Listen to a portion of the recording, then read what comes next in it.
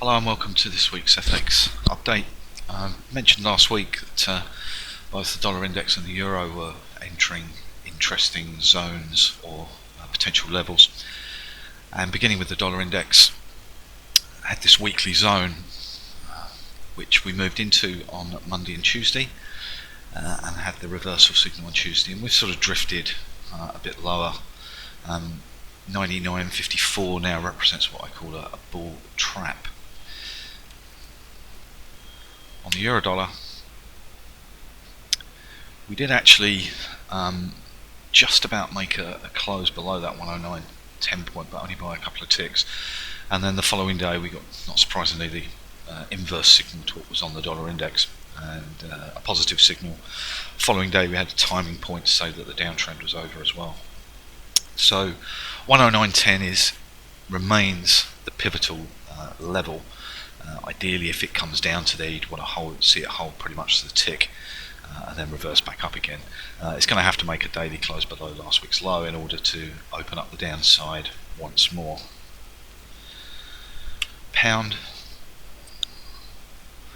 pretty quiet on the pound, sort of zigzagging depending on what piece of random news comes out.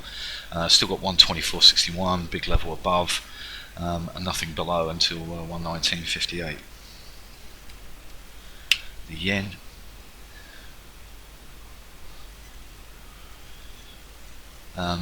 normal story when you get a bit of equity weakness, which was a big sell signal on Tuesday on the S&P.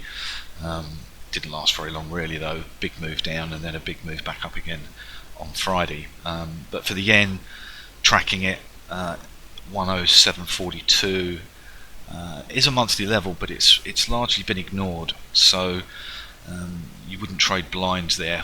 What happens is you need it to sort of, a bit like the euro, it needs to fail there pretty much the tick and then reverse back down before you'd say that it was under pressure. It's worth having a quick look at the S&P, as there's such a big connection with it. You see the sell signal on Tuesday, big down, and then a reversal, and then a big reversal signal back up again. So we're coming into earnings season in a couple of weeks' time. They normally push it lower just to make everything a little bit cheaper so they can buy it ahead of the results. So that big weekly zone below 28 begins at 28.29. That's very important. Onto the Aussie.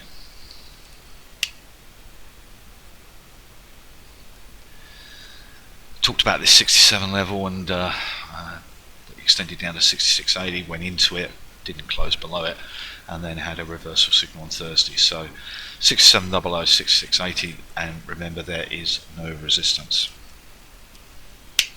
Kiwi.